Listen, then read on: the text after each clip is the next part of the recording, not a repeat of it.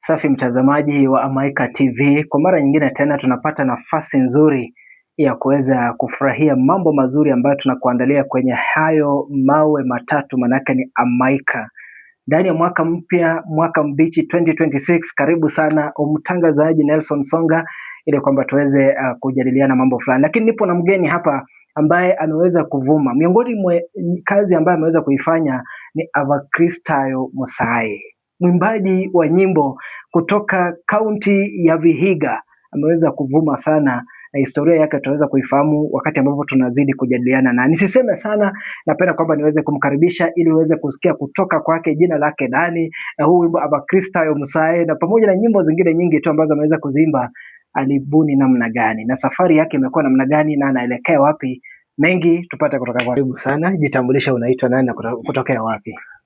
Mimi waniite Sila Wasila, majina ya usanii, na kwa kitambulisho yani majina ya M-Pesa ni Silvanus Opaka, nikiwa mzaliwa wa Bunyore, Muhaya sub county, Vihiga county, mkoa wa magharibi mwa Kenya.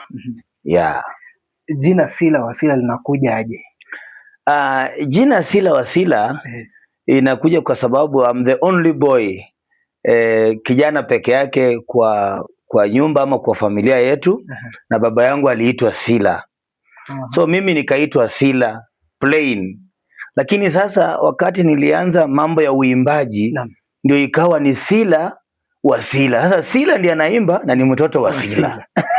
Ikakuja Sila Wasila, combination of two Silas. Yes. Ikakuja Sila Wasila.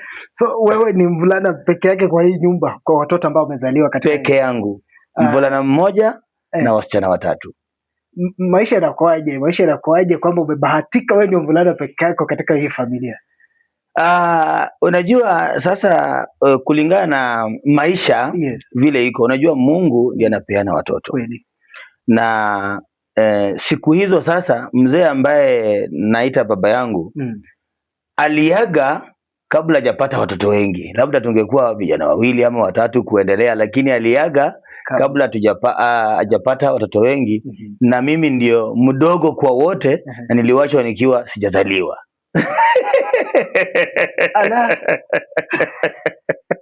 Niliwachwa nikiwa sijazaliwa, mama akiwa mjamzito. Sasa inawezekana nikuwe peke yangu. Hivyo hukupata nafasi ya kuona baba mzazi? Sikupata nafasi ya kumuona. Mimi nimelelewa na mzazi mmoja ambaye ni mama peke yake. Kwa hivyo ile kuenjoy the father's love mimi sikuenjoy. Kuna watoto ambao wamezaliwa katika hali kama hii na utapata kwamba wametatizika, hata maisha yao mbele hawakutimiza ndoto zao kwa sababu hakuonja upendo wa baba ama labda mama. Na wakawa na changamoto sana. Wewe umefaulu namna gani? Manake wewe ni kama sasa ndo najua leo. Manake singejua kabisa, ningejua wewe umebahatika kulelewa na wazazi wote. Mwenyewe mchangamfu, umefuata ndoto zako mpaka umeweza kuzitimiza. Hivi nini kilikuwa kinakupa msukumo na haya maisha bila baba mzazi, ulifaulu namna gani? Unajua katika maisha kuna kitu inaitwa imani. Imani, ukiwa na imani na kile ambacho unatarajia katika maisha yako utafaulu.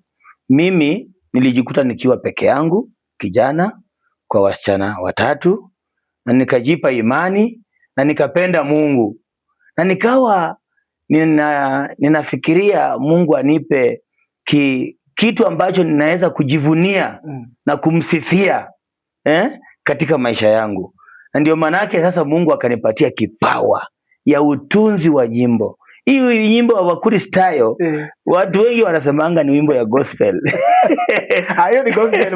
Usitake kusema pengine. Ni sawa. Tutakuja hapo. Lakini sasa hebu tuambie, kuna wakati uliwahi kupiga kwa akili kwamba hauna baba mzazi, na labda nini kilikuwa kimefanyika ukafaulu namna gani ku overcome that?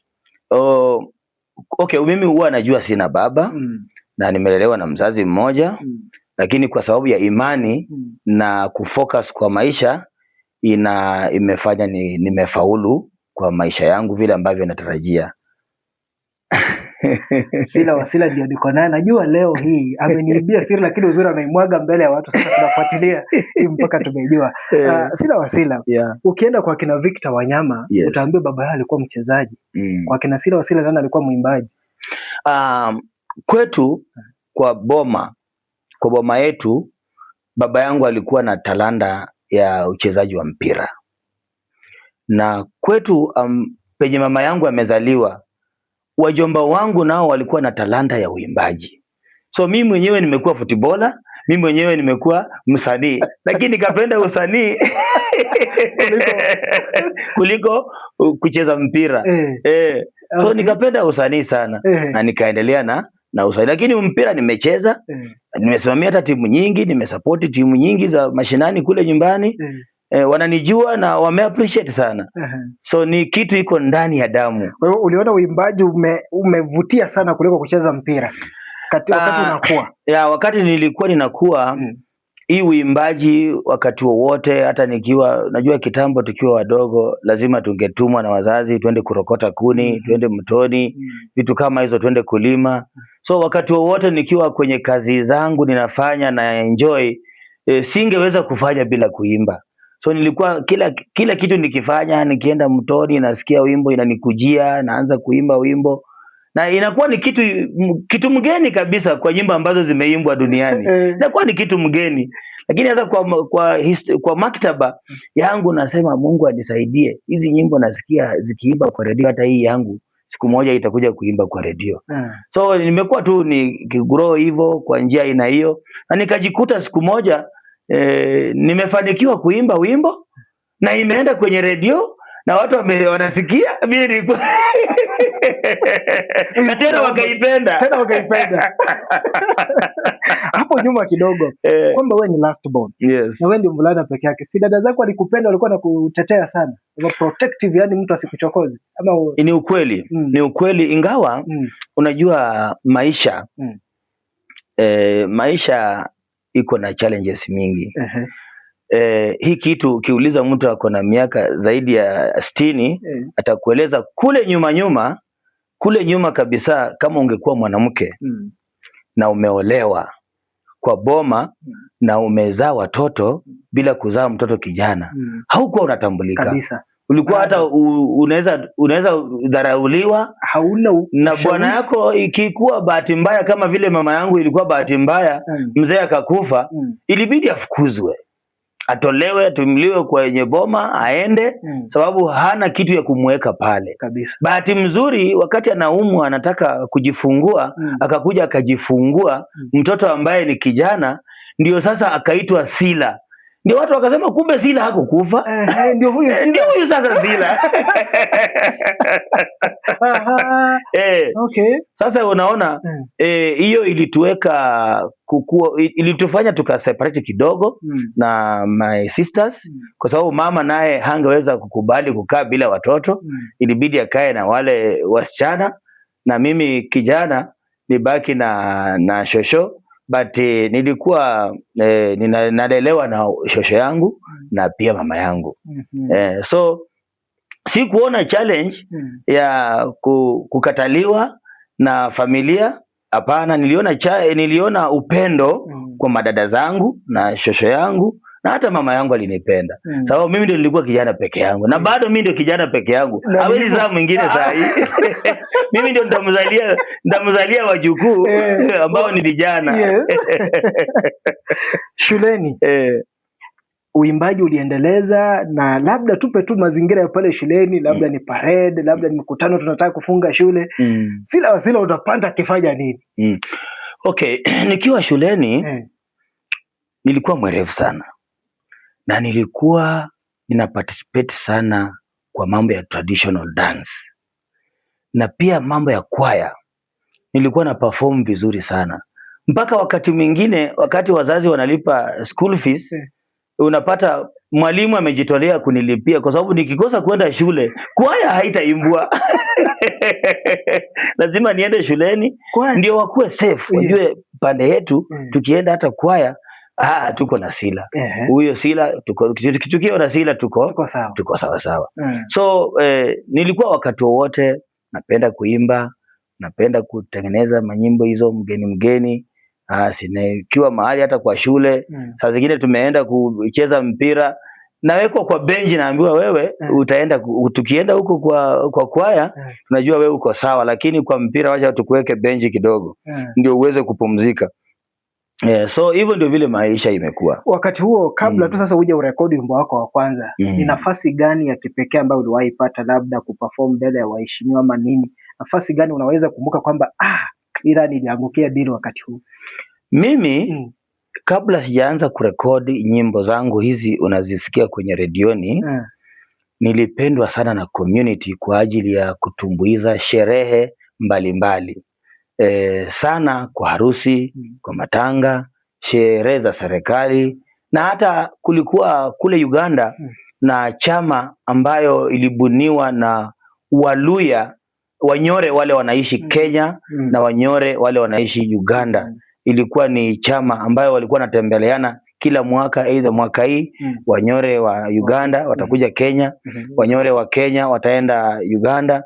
Tukawa na Profesa Tsindabi au wakina Nora Olembo, wakina wengine ni marehemu.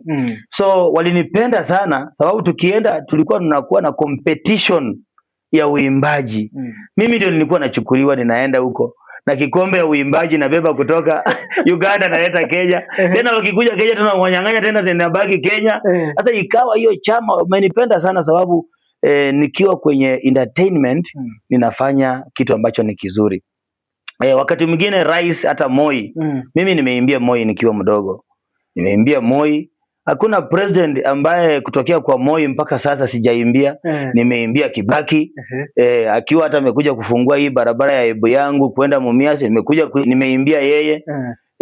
Uhuru Kenyatta nimeimbia yeye tena, sio mara moja. Hata rais ambaye tuko na yeye saa hii anatambua Sila Wasila vyema kabisa. Wananijua vizuri sana, wanajua kwa uimbaji mimi ninaweza kuperform vizuri. Hata governor wetu, the former governor, the current governor Mr. Otichiro, my MP huyu ambaye ni Omboko Milemba, wote wananitambua, wanajua sherehe yote ikitengenezwa nikiitwa pale kwenda kuperform na deliver. Siendi tu pale kwa ajili ya kupewa pesa na kutoka ama kuonekana, hapana. Naenda pale na aim ya kudeliver, na kwa sababu ni kitu ilikuwa ni kitu iko kwa damu. Sasa ikiwa kwa damu unaifanya na nguvu zako zote. Sasa Bwana Sila, umesema kitu hivi, hujawahi itwa mahali na ukasema mtanipea ngapi? Mimi nikiitwa najuanga hao watu wamenitambua, ninaweza kudeliver ile kitu ambayo wanataka. Na nikienda pale huwa siwachwi ile style ya kwenda kuanza kufikiria wamenifanya namna gani. Huwa wananitambua na kama ni bahasha wananipatia ile inatoshana na jina yangu. Kwa hivyo mwanzo ni kwamba wewe unaitikia kwa sababu ni kitu kiko ndani yako. Yes. Uone kama ni hasara. Sioni kama ni nafurahia pia. Nafurahia ya. Hivi wakati unapomaliza masomo yako ulifikiria kufanya kazi fulani ama ulisema mimi nitaendelea tu kuwa mwimbaji? Mimi nikiwa kwa shule nilipenda sana nitasomea mambo na production, kwa sababu hasa nilikuwa nimependa uimbaji sana. Nikasema mimi nitasomea mambo na production ili niweze kukua tu kwa hiyo industry. Lakini kwa sababu ya pesa, unajua ukiwa sasa wewe ni mwanafunzi hauwezi kuwa wewe ni mwanafunzi na tena wewe ndio unatafuta karo ya kulipa ukiwa mwanafunzi. So inabidi mpaka ukue na mahali challenge kidogo ya kitu kimoja mpaka kitakulemea. So lakini hiyo upande hiyo ndio nimeegemea sana. Na nilipenda kufanya muziki sana. Kitu kingine ile ilikuwa tena kwa roho baada ya kutoka kwa shule, kwa sababu sija manuva kwenda kusomea hiyo production yenye mtu anaweza kukuita kuambia sana nataka nikupatie kazi ya production. Ninapenda sana ukulima. Napenda ukulima sana sababu tumelelewa pia kwa hiyo mazingira ya ukulima. Na ukulima napenda sana. Na hakuna kitu naweza panda ama naweza kuwekea mkono yangu hivi na ikatoka kama imekosa kuleta mazao. Ukianzisha unasema kama unapanda vitunguu. Hiyo vitunguu Mungu anaweka nguvu na inaenda inakuwa mzuri sana. Ni wengi hawa ma presenters wa radio stations tofauti wamekuwa wakinitembelea nyumbani, wanakuja wanauliza, Sila, kando na muziki tungependa kujua kwa sababu muziki saa zingine inaweza shuka saa zingine inaweza panda. Tungependa kujua huwa una survive namna gani, na wananitembelea nyumbani wanapata nimepanda miwa, nimepanda kuku, nimepanda nguruwe, niko na mboga za kienyeji kila aina, niko na miti, niko na vitu mingi. Yani ukiingia pale unafurahia mwenyewe, unasema na kweli huyu mtu amejipanga. Kwa hivyo muda mwingi unapatikana nyumbani? Okay, muda mwingi sana sana mimi hupatikana mahali niko na kazi. Kama saa hizi nikiitwa hata Uganda nitapatikana Uganda, lakini nikiwa siko mahali ambapo nimeitwa kazi utanipata either niko kwa studio yetu ambayo tunafanya recording iko Nairobi, Punchline Studio, ama niko huku nyumbani ninafanya mambo ya ukulima. Hizo places mbili ndio utanipata.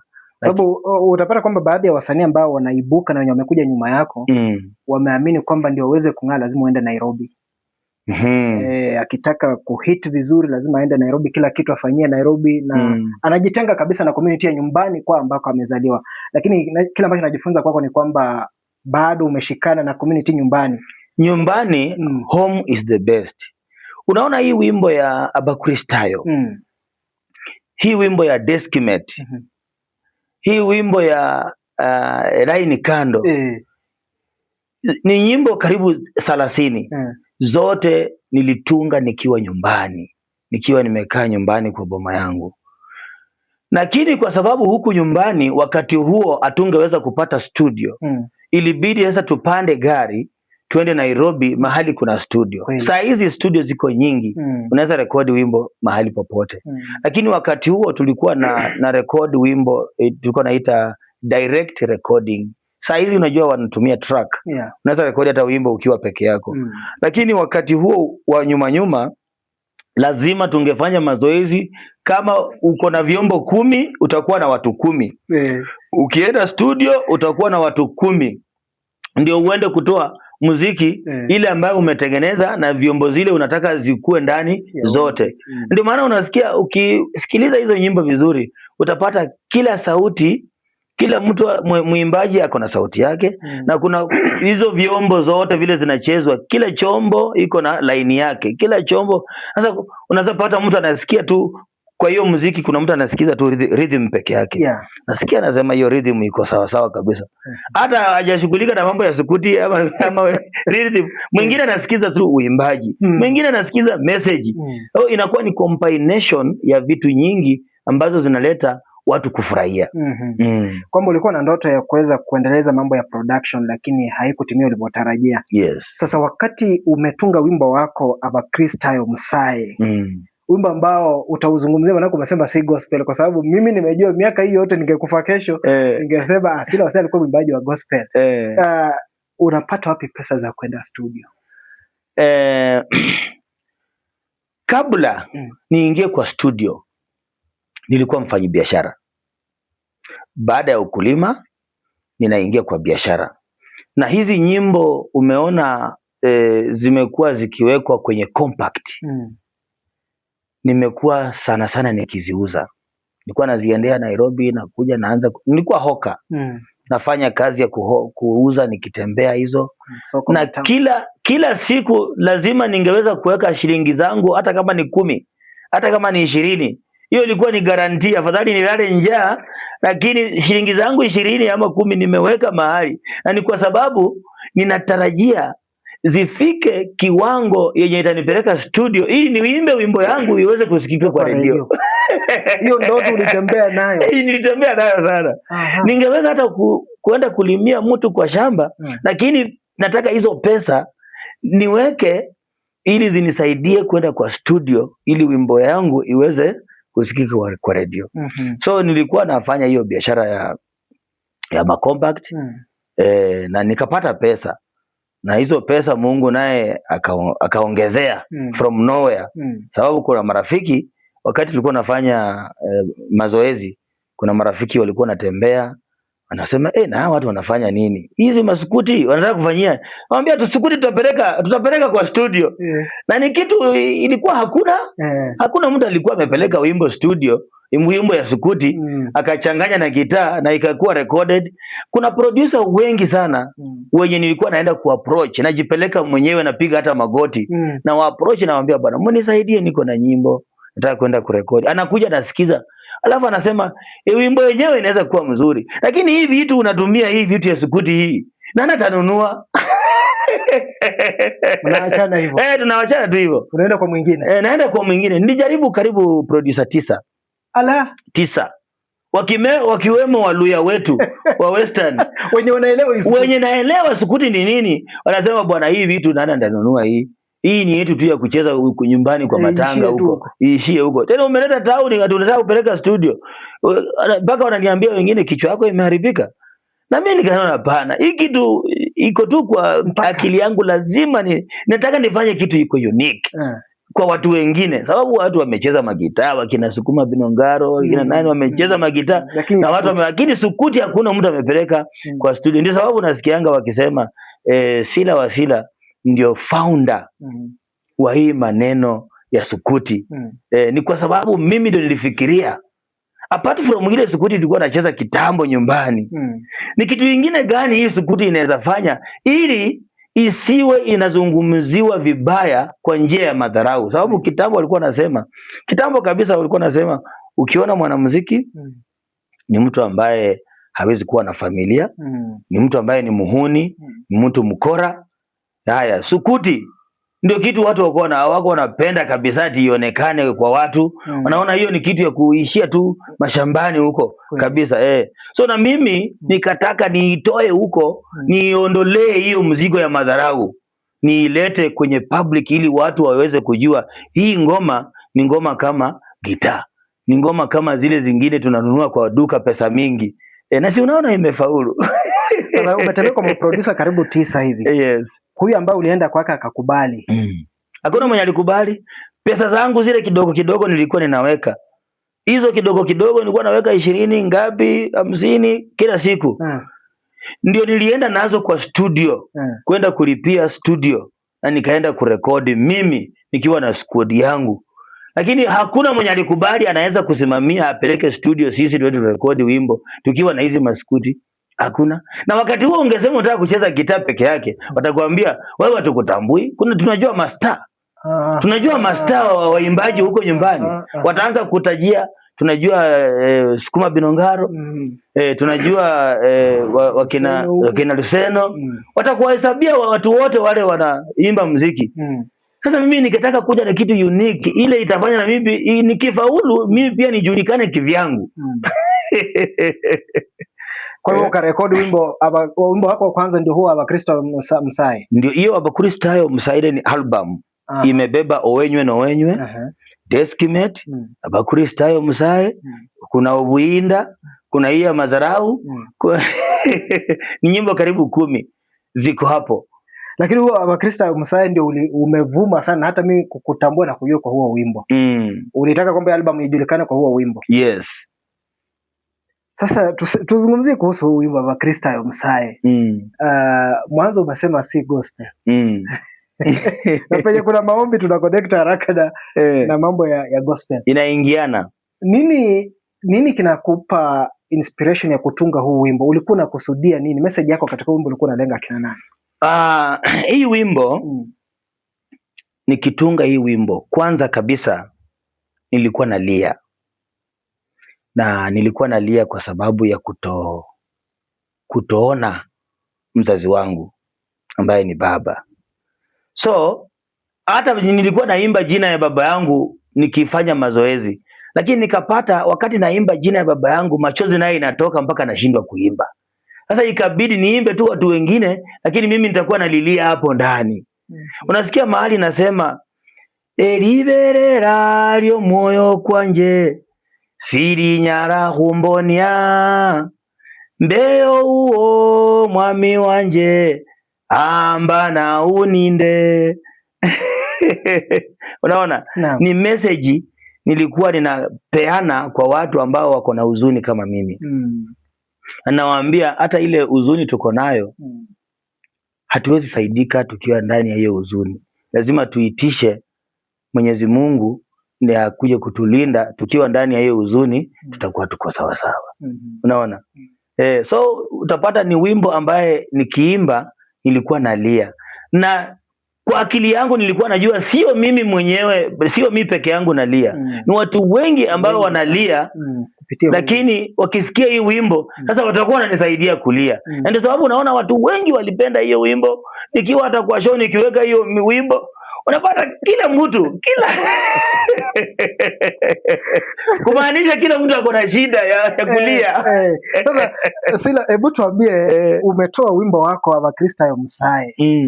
Alafu unatembea, sijui ulikuwa unafanya nini mara ya kwanza kusikia wimbo wako, sijui ilikuwa kwa radio gani, kama utaweza kutaja ilikuwaje? Hebu tuambie.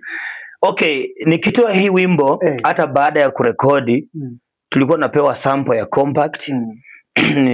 Kuna jamaa Mkikuyu alikuwa anauza compact, tukampelekea tukamdanganya, jaribu kwa radio yako tuone kama iko na wimbo. Tunajua iko na wimbo lakini tunataka watu wasikie wakitembea.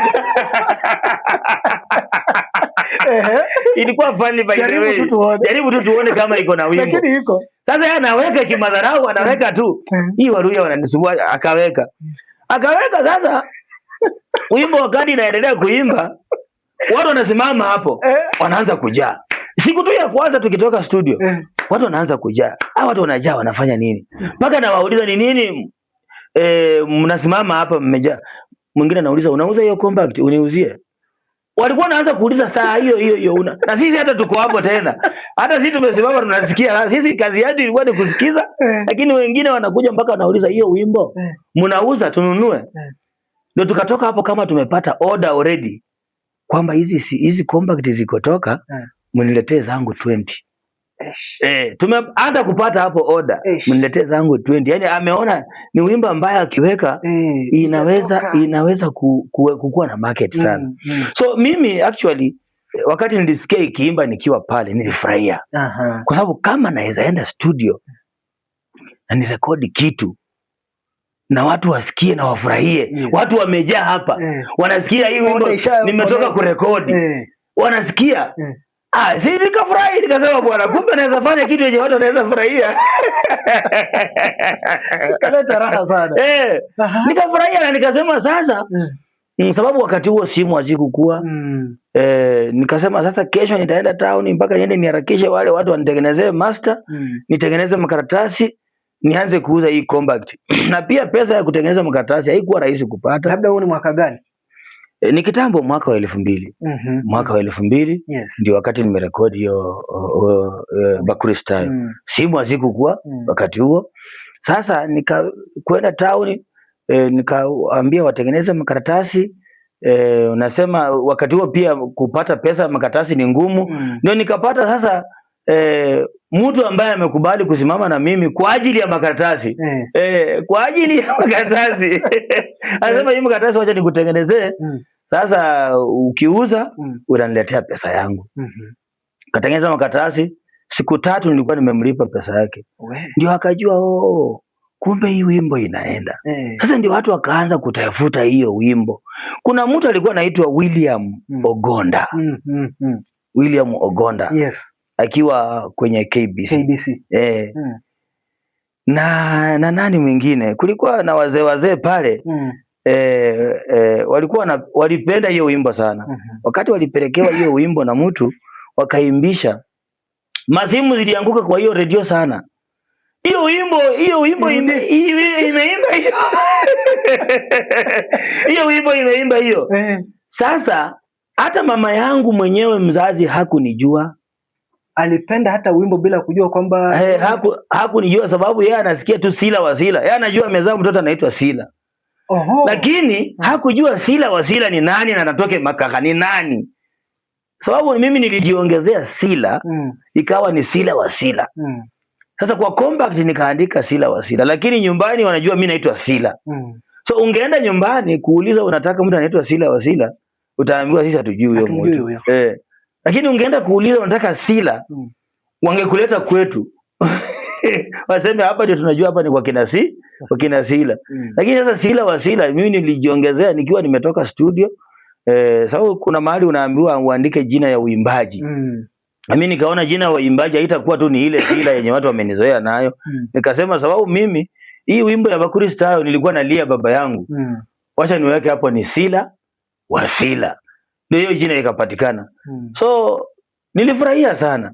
Na hiyo wimbo ndio imenitoa kweli. Hiyo ndio imenitoa reserve ama kwa shimo, ikanileta nje, watu wakaanza kunijua, wakaanza kujua kumbe sukuti pia ni muziki.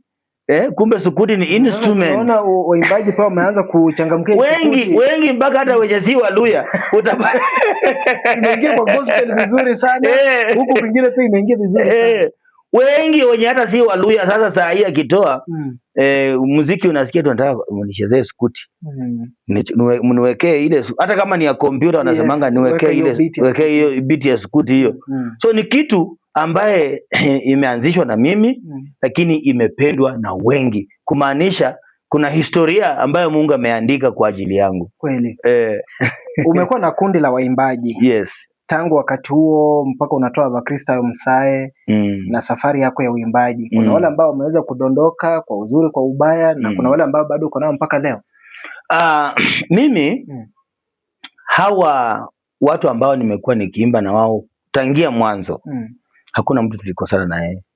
Lakini kawaida ya wanawake unajua kuna uwezekano mtu akishaolewa mahali anapata masharti mpya. Kweli. Alafu inabidi mpaka mkusikue na yeye.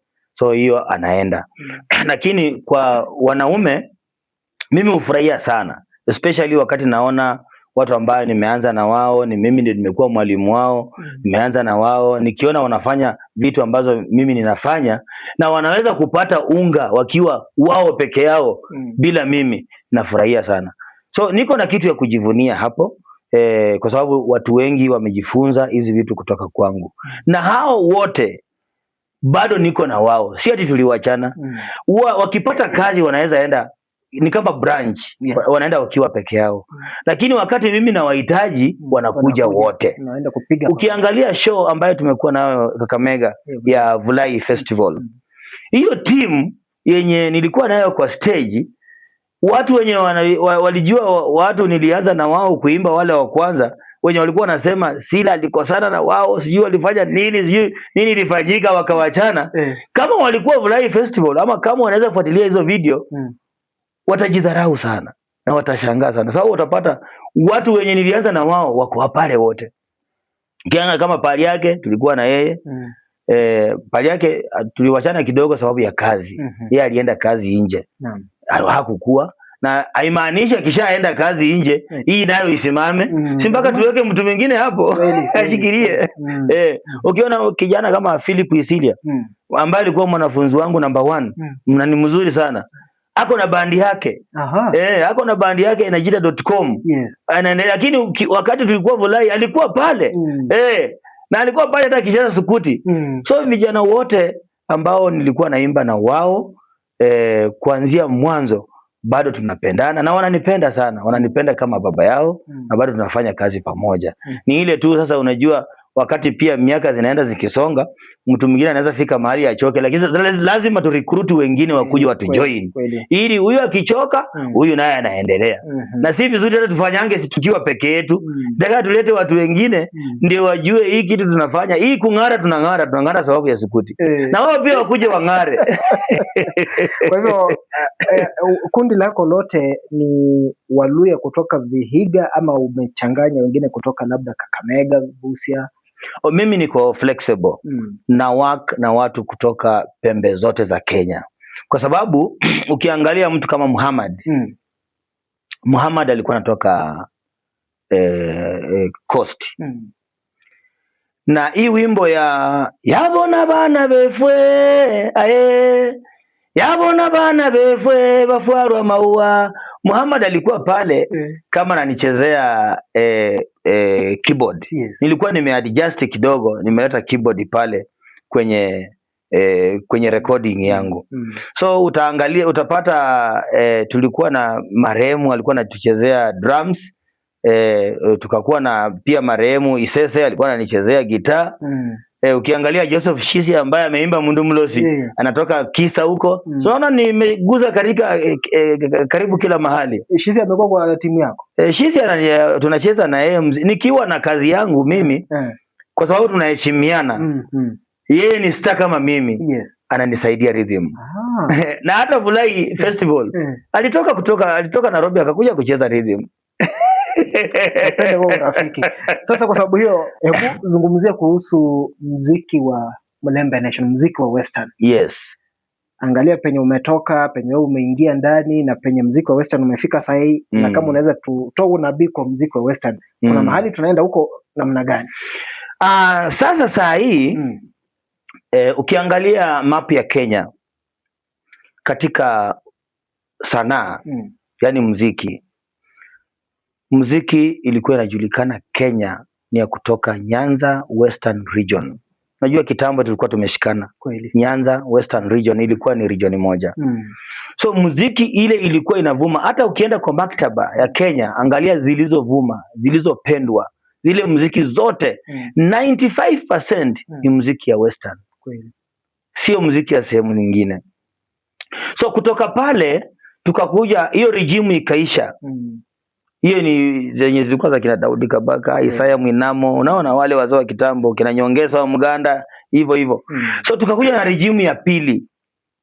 Regime ya pili ndio ilibeba wakina Luseno, wakina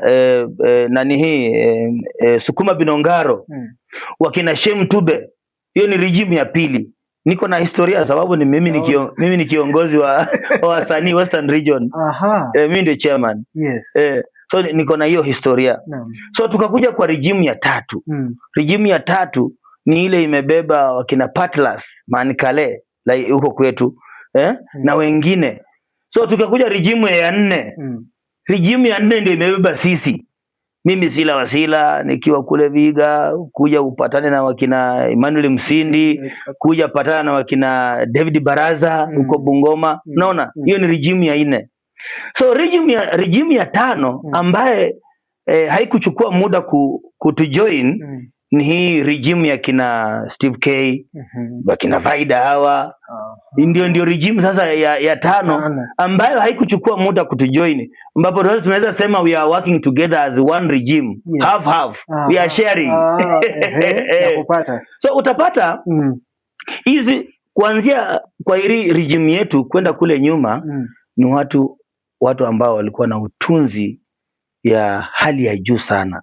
Muziki wa hali ya juu, na ni watu walikuwa nafikiria kitu ya kusema, sababu unaona ile muziki mpaka sasa hivi watu wanasikiliza, watu wanapenda na haitawahi kufa.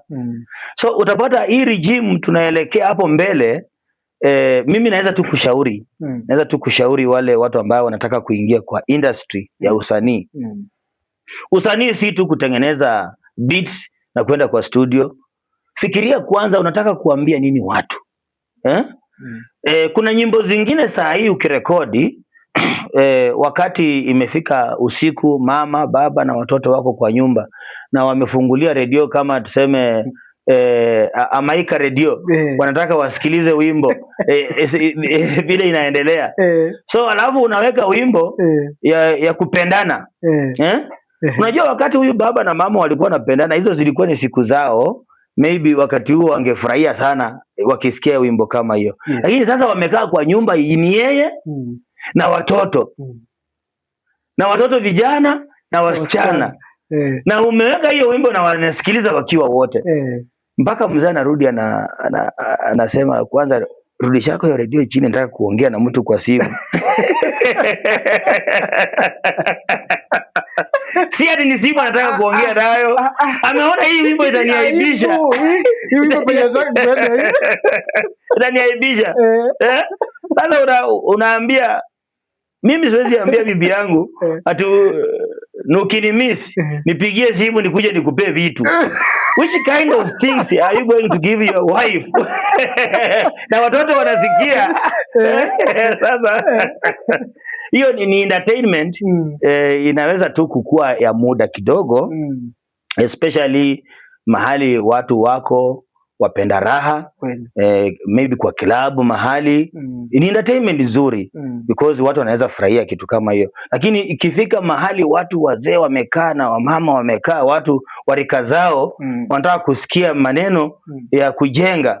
Ukisikia deskmate waruhungata orandesia urano ise wandasiete ho nyakananga ingubo mbura inyumba mbura abana ndaibura. So mama akisikia hiyo anaita watoto wote kujeni hapa. Mnasikia hii wimbo? Mimi sitaki nilipe pesa yangu kwa shule, muende mfanye mchezo kwa shule, muanze kufanana kama vile huyu mtu anasema. Unasikia vile analalamika? Amedanganywa. Msidanganyane kwa shule. Kwa hiyo inafaa vizazi vyote. Inafaa tukae tutengeneze message ambayo itakuwako sahihi kesho na kesho kutwa, ili watu wakisikiliza hata kama hauko watakuwa wanakukumbuka. Muziki za Franco bado tunasikia mpaka saa hii. Isaya Mwinamo tunamsikia mpaka saa hii. Mtoto si nguo utaomba mtu. Na ni ukweli. Wewe enda omba jirani mtoto akue wako.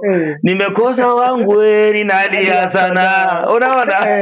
Ni nyimbo tunapenda. Mtazamaji, tuko na Sila Wasila. Anafahamika sana kwa wimbo wa Avakristayo Musae. Yes. Wimbo ambao niliupenda, sikujua kwamba ipo nafasi ama siku moja nitakuja kukutana naye na nipate kujua haya ambayo ananielezea. Anatuelezea pia kuhusiana na regimes ambazo zimekuwa katika muziki wa Western. Ndio napata kujua yeye pia ni mwenyekiti wa uimbaji kutoka eneo la Western. Mambo mazuri ambayo tunayapata. Tunapoelekea kumaliza.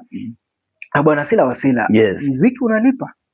Muziki unalipa. Ni kazi mtu kama ako na kipaji anaweza kaweka focus yake kwa. Sasa wale watu ambao wao wananitazama mimi kama Sila Wasila, kuna wengi wamekutana na mimi nikiwa naendesha gari langu. Kuna wengi wanajua mahali nimenunua, nimejenga nyumba nzuri. Wengi wananijua, wengine tunakutananga nao wananijua. Hiyo vitu yote inafanyika kwa sababu ya muziki. Siendi kuibia mtu. Hakuna mtu nimeenda mtu hata kuiomba. Mtu atakupatia milioni 2 ya kujenga. Mtu atakupatia 10,000 ya kukula. So muziki inalipa. Na muziki italipa tu kama wewe umejicompose na umejiarrange vizuri na umejua ni nini ambacho unataka kwa muziki. Na muziki itakulipa tu kama umefurahisha mafans wako. Usikasirishe mafans. Hao mafans ndio matajiri wetu. Matajiri. Ukiwakasirisha hauta benefit. Mmoja akikasirika naambia mwenzake na wanaambia nanga. Utapata saa hii umekasirisha mtu mmoja, kesho watakuwa watu wawili, within 1 week ni watu 1000 wamekasirika. Na ni mmoja tu ulikosea. Ni mtu mmoja tu ulikosea. So utapata wewe umekwisha. Hata unaweza itwa show useme naenda Sila Wasila show, itakuwa Kakamega. Hiyo show utakuwa peke yako. Na hao watu ndio itakana wakuje, wakupromote, walipe pale kwa gate, wakusupport. Utapata umebaki peke yako. Hiyo ni in terms of shows.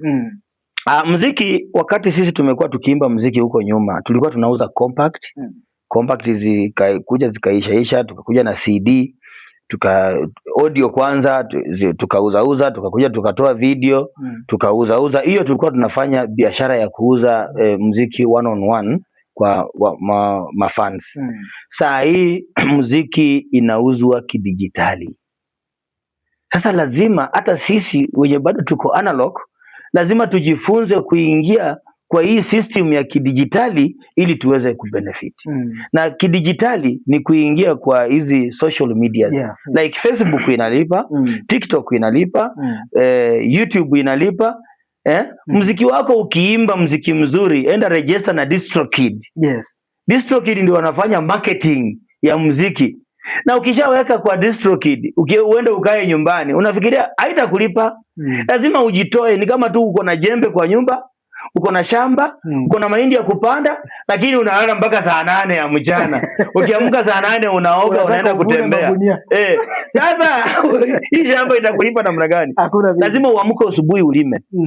So na maanisha ukisha rekodi muziki mzuri na umeweka kwenye DistroKid, tafuta hawa watu wa medias wakusaidie kuuza muziki wako.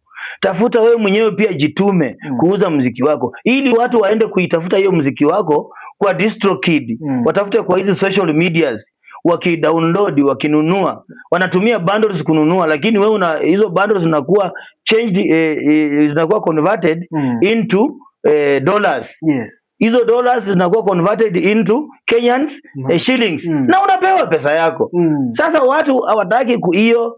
Watu wanataka kurekodi muziki, alafu anaweka hapo, anasema anangoja kulipwa. Nani atakuja kulipa? Atakulipa kutoka wapi? Sasa unapolizungumzia hilo, maanake pia umenitajia kwamba, na hata nikiangalia, unapendwa na watu bila hata kusema kwamba wewe ni nani. Exactly. Sababu ya kazi yako. Yes. Na hili linaonekana pia kutokea utotoni umependwa hivyo. Yes. Labda ni miradi ipi ambayo unaifanya? Umetaja ile ya spoti, miradi ipi mingine ambayo unaifanya nyumbani ili kuona kwamba pia jamii, kando hata kama hawaimbi, wanaweza faidika kutokana na idea yako fulani katika jamii? Mimi huwa nilianzisha program ya kufunza upcoming mambo ya vocals, mambo ya kucheza instrumentals, huwa na wa advice na kama haujui na kufunza. Yes. Alafu saa zingine unaweza sema maybe unaona studio yenye sina na rekodi nayo ndio studio mzuri yenye wewe unajua ni mbaya. Studio ni studio tu. Nategemea na yule mtu anaitwa producer. Yule sound engineer mwenye ako pale. Nategemea ujuzi ile ako nayo anatumia kukurekodia wewe wimbo. Lakini studio, si hizo vitu tunanunua tu duka moja. Wewe utaenda kununua tu kwa hii duka, mimi nitaenda tu kwa hiyo duka ninunue. Huyu mwingine ataenda kwa hiyo duka anunue. Lakini tofauti itakuwa ni wale ambao wana operate. So wengine huwa tunawa advise tunaenda kwa studio yenye iko na producer mzuri ili uanze kupata kitu iko na quality mzuri. Na wenye huwa wananisikiliza, wasanii wenye wao wanasikia chenye wao wanasema, utapata muziki zao wakitoa zinakuwa na adabu. Ni muziki ambayo iko na adabu, muziki ambayo inafurahisha, iko na beats nzuri. Because ukitoa muziki yenye haina adabu, ndio hizo muziki umesikia nikikwambia itasikizwa na watu wachache na ni kwa muda mchache. Hata kama jina yako itakuwa imevuma imeenda mbali, lakini ukumbuke sasa itasikizwa na watu wachache kwa muda mchache. Alafu pia kwa community, saa zingine mimi huwa ninaungana na wenzangu, marafiki, na tembelea hizi shule za watoto ambao hawajiwezi. Kwa sababu hao watoto kuna wale tena wako na talents kama hizi, lakini kwa sababu hawawezi kutufikia tena, wengine wanaogopa ati mimi naweza fikia zile kweli aje. Alafu unapata talent inakufa hapo kwa shule kwa sababu wanaogopa kutufikia. Mimi mwenyewe nafanya juhudi ya kuwatembelea, nawaambia mimi ndio Sila Wasila, hata nawaimbia. Wanasema Sila Wasila itutembelea, nawaambia mwenye ako na kipawa ya kuimba akuje tushirikiane, tufanye kazi, aone vile mimi nafanya na yeye pia ataenda kufanya Ndio sababu unaona sasa ukitembea sana Vihiga County imekuwa na wasanii wengi sana upcoming, na hao wengi wanatokana kwa ile advice ambayo tunawapatia, ile morali tunawapatia. Nawaambia ingia kwa industry kama uko na kipawa. Na tena wazazi tunawaambia ile mentality ya kitambo ya kusema ati mwanamuziki ni muhuni, mwanamuziki ni mkora, hiyo acha tutoke huko. Hiyo ni maisha ilikuwa ya wakati huo. Saa hii tuko kwa maisha ingine. Muziki ni kazi na inalipa na muziki inalipa hata kushinda watu wanakaa kwa ofisi. Yes. Ukiniita show saa hii, unipatie shilingi 80,000. Nimeana hapo siku moja, unipatie 80,000.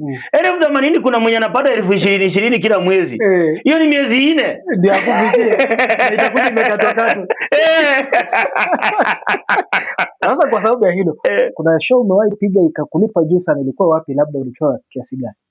Okay, mimi nimecheza show mingi na hata nimetengeneza zangu mimi mwenyewe bila kuitwa na mtu. Carnival nimecheza muziki sana. Royal Media hawa tumekuwa na wao kwa road shows, show mingi sana. Na mimi mwenyewe nishawahi tengeneza show kama Luanda. Big Ben bado inajulikana kama Big Ben. Show yangu ya kwanza nilitengeneza hapo. Ni show sikulipisha mtu kwa mlango. Ati vile watu wanasemanga lipa kwa mlango ndio uingie. Hapana, nilisema watu wanataka kuona Sila Wasila waingie. Lakini kule ndani utanilipia kwa soda, utanilipia kwa maji, kama wewe ni mlevi utanilipia kwa pombe. Na nimepata pesa mingi kushinda hata ile ningeitwa show. Yaani watu hawakusikia uchungu kulipa. Hawakusikia uchungu. Nimekuja kuona Sila Wasila. Yes. Na si ati wanataka kuona Sila Wasila tu hivi picha, kwa sababu huwa tunakutana na wao. Mimi si mtu napenda madharau. Mimi kwa barabara tutakutana na wewe, natembea mguu, tunapiga story. Lakini sasa tumepiga na wewe story leo, kesho unakuja kununua maji ya shilingi 50, unanunua 200 kwa sababu unataka kuona Sila Wasila live kama anaimba. Yes. Sasa umewahi pata nafasi ya kuimbia mwanasiasa? Ama umewahi kutafuta uwaimbie? Manake tumeona ufleto wa wasanii nakula vizuri sana ikifika wakati wa siasa, na ndio hii 2027. Hawakuli vizuri. Nitawaambia ukweli. Wasanii hawakuli vizuri. Wasanii wananyanyaswa pande hiyo sana. Yes. Tena wengi hawaambiwangi nenda uniimbe. Unajua mwanasiasa akikuja kwangu, aniambie Sila nataka uniimbe. Nitampatia quotation. Mimi quotation yangu itachukua 1200 ama 1500, whichever way vile mtaelewana. Hata kama ni shilingi 10,000, hata kama ni moja. Lakini wasanii wa saa hii mtu anakaa anafikiria nikienda kuimba President Ruto, akisikia hii wimbo atanipatia yako kitu. Wewe unaenda kupromote kazi ya mtu free. Hakuna wasikudanganya, wanasikianga vizuri. Ni mtu tu mmoja mwenye atasikia kawimbo aseme niitieko huyo msanii. Tena akikuita anakupeleka show, akulipe show. Sasa atakulipa show. Unajua kisha kulipa show na umeimba hiyo wimbo, tayari umeonyesha watu una support yeye. Ushajitangaza peupe wewe ni wanani. Wewe ushajitangaza. So mimi wanasiasa sana sana sipendi kuwaimba, kwa sababu muziki zangu si za kuimba siasa. Muziki zangu ni za kupeana advice kwa jamii, kwa community. Lakini mwanasiasa akitaka ni muimbe, tutatengeneza na yeye contract, alafu nimpatie quotation. Sababu studio ndaenda kulipa. Wale watu naenda kuimba na wao nitawalipa. Mimi mwenyewe ndasafiri kwenda kwa studio. Sasa nikitumia pesa zangu kufanya hizi vitu zote, what am I going to benefit in return? Nothing. True. Na mwanasiasa kishapata kazi, ameenda kwa ofisi, hata kama utakuanga namba yake ya simu ukipiga, itashikwa baada ya miaka 2. So sasa zingine mimi nawaambianga ni vizuri mtu akutafute, akupatie kazi, tengeneza wimbo. Hata sasa kama umenipatia kazi, nimetengeneza wimbo, saa hiyo ndio watu watajua kweli nimejitangaza mimi na kusupport. Sasa kama nimejitangaza na kusupport, si nitakana niwe nimelipwa. Na ndio sasa ndio nianze kuambia watu muziki inalipa. Niwe napata pesa. Wewe ambia watu muziki inalipa kama upati pesa. Na unahangaika. Sasa kwa sababu unapenda bwana Sila Wasila. Hii siasa uone ukiingia. Niliwahi simama siasa wakati mwingine na nikaona watu wetu, Waafrika wetu, especially wa Kenya, wanapenda mwanasiasa ambaye anawahonga. Hawapendi mwanasiasa ambaye atawafanyia maendeleo. Na ndio manake tunalaumu sana wanasiasa, hafanyi hii, kwa sababu akiingia kwa siasa ni pesa atatoa kuwaonga, kuwapatia ndio muende kupiga kura. Hizo pesa unafikiria ametoa wapi? Amerokota? Hajarokota. Hizo pesa hata kama amekopa ni loan, nitakana awe analipa. Kama amepewa na watu tunakusaidia uende kupata, watu wako na interest. Kwa hiyo kiti wako na interest. Wengine labda ni contractors, wanampatia pesa ili akipata awapatie kazi. Ni kazi gani atapatia hao ma contractors wote? Ndio hao amewalipa hiyo deni. So wanasiasa, watu wetu wanapenda mwanasiasa ambaye anawahonga. Na ukishapenda kuhongwa, inamaanisha zile pesa zako ungefanyiwa maendeleo ndio pesa zenye unahongwa. So na mimi nikaona, kwa sababu mimi napenda ukweli, napenda utaratibu, na mimi napenda maendeleo, wacha niwachane na mambo ya siasa. Sababu nitatumia pesa yangu, nitatafuta siasa, alafu nitapewa. Wakati nitataka kurudisha pesa zangu, watasema mimi ni mbaya. Wacha waniite tu mbaya nikiwa kwa muziki. Wakupende tu na muziki wako. Wanipende tu na muziki wangu. Siasa hapana. Niwachane na siasa. Siasa yangu ni ya usanii. Sababu ndio nisimamie region yote. Na elektiwa na watu kutoka kaunti zote. Vihiga County, Kakamega, Busia, Bungoma mpaka Trans Nzoia. Ni mpaka nifanye kampeni watu wanipigie kura na wanajua. Ukiwauliza wasanii watakwambia huyu mtu tulimchagua na ana deliver. Because mandate yangu kama kiongozi ni kuweza kutaka kujua wewe kama member uko na shida gani. Uko na shida mziki wako ulienda kwa kampuni fulani haukulipwa, nifuatilie hiyo kampuni, mbona mjalipa huyu pesa yake? Lipeni yeye pesa. Kama mjalipa yeye pesa, na mimi haraka haraka na wakili kotini, huyu mtu alipe pesa ya msanii iende kwa mfuko. So lazima tushughulikie wasanii, na wale kuna wengi ni wasanii na hawajui hawajui hizo vitengo zenye wanafaa kuingia ndio waweze kukua chini ya sheria ambazo sisi tunatumia. Mimi niko kwa Music Copyright Society of Kenya. Na utapata mwingine si member, anakupigia na kuambia bwana, niliregister wimbo yangu, nikaweka sikiza tune, sijawahi lipwa. Sasa nitakutetea namna gani? Kwa hivyo kuna uhamasisho ambao pia inabidi kwamba ufanyike hata kwa wasanii, na sio tu kwamba ukishakuwa msanii utaanza kupata. Lazima kuna vitu unafaa kufanya. Usanii ni mzuri na ukishaingia kwa industry ya usanii lazima kuna vitu unafaa kufanya ndio uweze kubenefit. Hata shamba yenyewe ukilima, ukipanda leo mahindi, lazima utapalilia, utawekea ile top up ya mbolea ndio ufike mahali ya kuvuna. So uwezi panda leo na uvune leo. Panda leo kama sisi sasa. Mimi kama saa hii sitafuti kujulikana. Mimi nataka niitwe kazi. Sababu mtu anajua Sila Wasila kwa system. Sila Wasila tunajua performance yake. Wakiweka function anasema weka hii mtu Sila Wasila. So fans wanakuja wakijua Sila Wasila ni mtu wa kudeliver. Akiingia stage ana command stage mpaka ana deliver. So wataita wakijua huyu mtu anajua chenye anaenda kufanya. Mtu ukiambia mtu nimetoa wimbo mpya saa hii, kama vile nimetoa hii wimbo ya Maadui juzi. Nikiambia watu nimetoa wimbo mpya, watu wanaenda kuangalia YouTube wakijua huyu mtu twende tuone amesema nini kwa hiyo wimbo. Kwa sababu nyimbo zake nyingi ni za kutufunza. Hii wimbo mpya ndinenda maadui kandi na habari na wimbo nzuri sana ambayo inasema yule, inamaanisha yule mtu ambaye ni rafiki yako yeye ndiye anaweza kuwa adui yako tena. The same person. Asante. Napenda uzungumze na mtazamaji. Yes. Kwanza tuanze na Maika Media. Umepata nafasi ukakaa upande ule na hapa. Kama kuna kitu na feel hatujatengeneza vizuri unatuambia tu kama bwana hapa si mungetengeneza, na kama ni kuzuri pia tunaomba wale watazamaji wako, mafans wako waambie pia kwamba waweza kufuatilia Maika Media.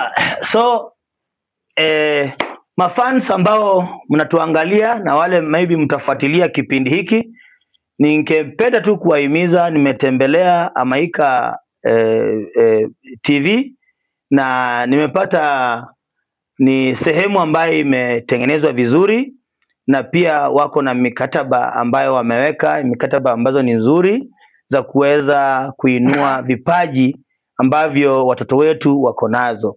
Kama wazazi, watoto wetu wakiwa na vipaji ni vizuri tuweze kuwaachilia waonyeshe vipaji zao, na muweze kufuatilia sana hii Maika TV. Inaweza iweze kutuinua na kuweka kazi zetu watu waweze kuzijua. Asante. Sasa zungumza na mtazamaji wako kwa sababu pia wewe uko na mafans wako, uko na fan base yako. Ni 2026 na ndio tumeanza. Kwa bahati nzuri kwamba wewe ndio mgeni wa kwanza katika Maika Media. Asante sana. Katika vitengo vyetu umekuwa mgeni wa kwanza. Kwa hivyo niko na hiyo neema ya kutangulia. Sasa tunataka tutabu kwa hiyo neema yako, ulikuwa na tangu utotoni. Tusonge nayo. Zungumza na mafans wako pia. So mafans pia na wahimiza tu vitu siku hizi zimekuja katika system ya digitali, na mimi kwenye digital platforms napatikana na jina Sila Wasila Official. Ukienda Sila Wasila peke yake utapata wengi ambao walipendezwa na hiyo jina, wengine wanatumia pia hiyo jina Sila Wasila. So ukiweka Sila Wasila ongeza official, mtaweza kunifuatilia pale Instagram, Facebook, YouTube, TikTok, kila mahali ambapo muziki zinaweza patikana. Na alafu na waomba msubscribe hizo manyimbo zangu, muziwatch ndio tuweze kupata watch time ya kutosha. Kuna kitu naitwa Skiza Tune. Ukinifuatilia kwa channel zangu za mitandao nitaweza kuwapatia code za Skiza Tune, mweke kwa masimu, mnipromote. Skiza Tune ikiweka wimbo moja kwa siku unanipatia shilingi 1. Kama ungeninunulia soda moja saa hii nikunywe, soda moja ni 50 bob, inamaanisha 30 bob umenilipa mwezi moja, alafu hiyo mwezi mwingine umebakisha shilingi 20 hapa, utaongezea tu 10, umenilipa miezi 2. Na hiyo nitakuwa nainuka sana, na pia mimi nitaweza kusaidia wale ambao wanakuja kwa njia nyepesi ili wakuje waweze kubenefit. Sio kila mtu amesoma akona certificate ya kwenda kuandikwa kazi na kampuni ama na serikali. Wengine tunaweza fanya kazi ya ukulima, kazi ya muziki kama hii tunaweza fanya na tukafaidika zaidi. So tuweze kusupport vipaji zetu tuko nazo katika nchi, especially local artist kama sisi hapa, mtu mweze kutusupport. Nafikiri hiyo itakuwa vizuri. Nashukuru sana hii Amaika Media kuweza kunialika hapa. By the way, nimefurahi. Karibu sana. Nimefurahi sababu hii ndio vile mmesema mimi ndio mtu wa kwanza kuingia hapa na pia hii ndio TV yangu ya kwanza mimi kuingia kwa hii mwaka. Najua wengi walikuwa wameweka programs wataniita. Lakini sasa hii ndio ya kwanza na pia iko nyumbani na nimefurahia kitu kama hii kukua nyumbani. Sababu tumekuwa lazima tupande ndege, tupande gari, tuende Nairobi, ndio tuende tuonane na watangazaji, tuende tuonekane kwa TV. Hapa nimeonekana kwa TV. Kutoka tu hapa mguu mpaka hapa nimeonekana kwa TV. Which is very interesting. Ndoto yako inazidi kupanda tu kitv. Inaendelea kupanda. Upcoming wote ambao mko na vipaji, msiogope na msidanganywe, muziki inalipa. Msidanganywe muziki hailipi. Leteni muziki zenu kwa stations, mrekodi mziweze kwa station, watu wazione, watu watawatafuta. Kama ni muziki ya gospel, utaitwa kwa makrusade, utaenda kuperform, watu wa Mungu wataweza kubarikiwa. Kama ni muziki za secular, kipawa ni kipawa. Leteni muziki zenu, watu wataziona, utaitwa function kama hizo za vile kama hiyo ya Vulai. Si mliona hata Vulai Nairobi, Mundu Mlosi aliimba huko. Okulira Kwanje aliimba huko. Mmeona hapa wengi wa gospel wameimba. Hizo ni vipaji tunahitaji na zitaweza kuwasaidia na mtaweza kufaidika. Asante. Mwenye anataka kunipata kwa urahisi, kama anataka maybe upcoming, anataka kusaidika kwa hii mambo ya talents, anaweza chukua namba yangu ya simu, na ukikuja kwangu kama ni kazi unataka tufanye kazi, you can come through my manager. By the way, niko na manager ambaye anashughulikia mambo ya mipangilio za entertainment. Lakini sasa kama hawa upcoming ukitaka kusaidika, watakuja tu kwangu mimi mwenyewe direct, nitawasaidia. So namba yangu hapo ni 0741 69 1177. Na pia mkikuja hapa Amaika TV mtapata hiyo namba hapa bila kustrain. Asante. Mtazamaji, imekuwa hivyo. Nimekuwa wa kwanza sana kupata kujua mengi kutoka kwa Sila Wasila, lakini kwa bahati nzuri pia singeficha. Manake kamera imemulika, alafu sauti pia umeweza kuipata ndani ya Amaika Media. Hii ni Amaika TV. Fuatilia pale chini kwenye ukurasa hapa hivi. Utaona kwamba tuko kwenye social media zetu, Facebook, ingia kwenye TikTok, ingia kwenye YouTube, subscribe, fuatilia sana, manake tumekuwa na Sila Wasila. Tutaongea na yeye tena tuone kabla asonge, tutakuwa tunamwalika tena ili kwamba aweze kutupa na sisi pia tufanye show yetu tu hapa ndani, atuweze kufurahia kwa pamoja. Lakini zidi kufuatilia sana Amaika TV. Asante kwa muda wako. Happy New Year 2026. Najua kwamba mengi yatakuwa yanafuata ndani ya Amaika TV, Amaika Media, ili kwamba tuzidi kugusa jamii kwa namna ya kipekee. Nelson Songa anasema kwamba asante kwa muda wako, uweze kuwa na wakati mzuri.